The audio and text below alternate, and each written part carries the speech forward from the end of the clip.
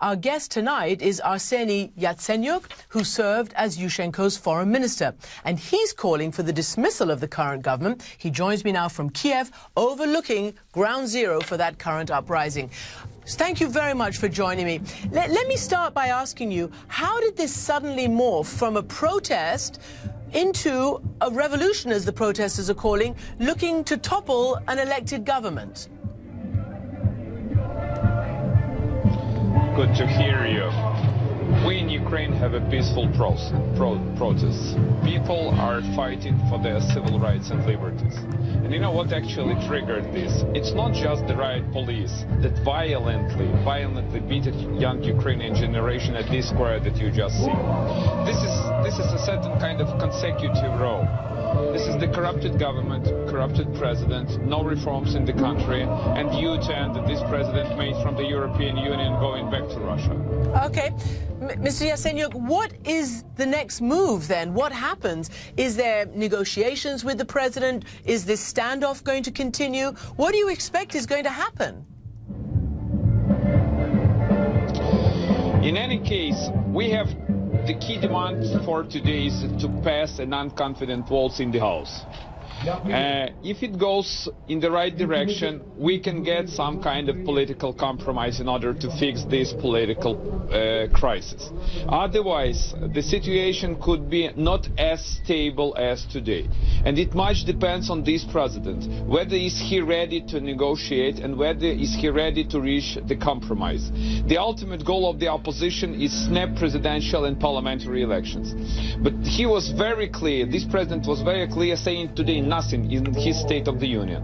So he says that everything is going fine and no protest in Kiev, and he respects the right, but he is not ready to make any moves to handle this process and to fix this political crisis in the country.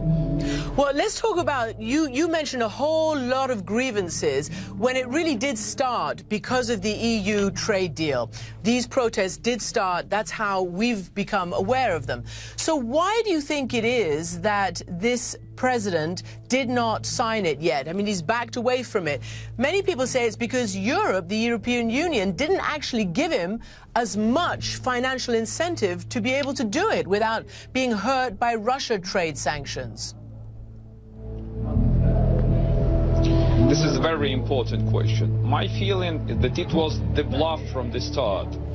This president has nothing to do with the European values. He probably has something to do with the European value, but it contradicts to the real standards of democracy in Europe. So it's not just only about Russia.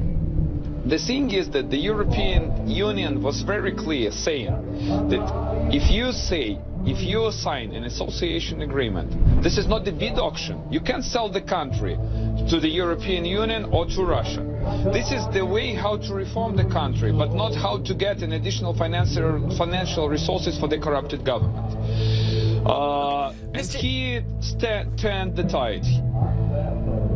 Let me just break in. Yeah, sorry. It's jolly noisy where you are. Obviously, it's a little bit of a party right there behind you with all that music. But let me ask you this as well.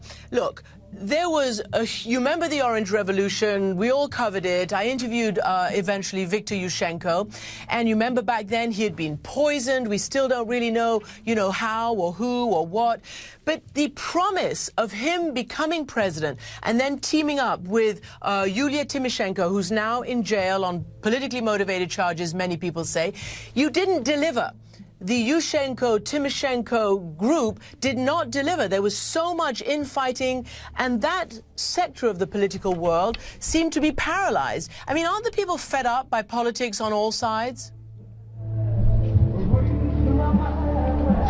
Yeah, and people were really, frustrated with this. And for today, a new trust and credibility re-emerged. And you asked a very important question, and we need to deliver this. We need to deliver these changes. And these changes can deliver the new president, the new government, and the new parliament, which is to sign an association agreement with the European Union and to make real reforms and real changes in this country. Because people still believe in their future, in their European future. But so as we look for the next few days, and we've been surprised by how the crowds keep gathering and growing, do you think it's going to be, Orange Revolution 2? You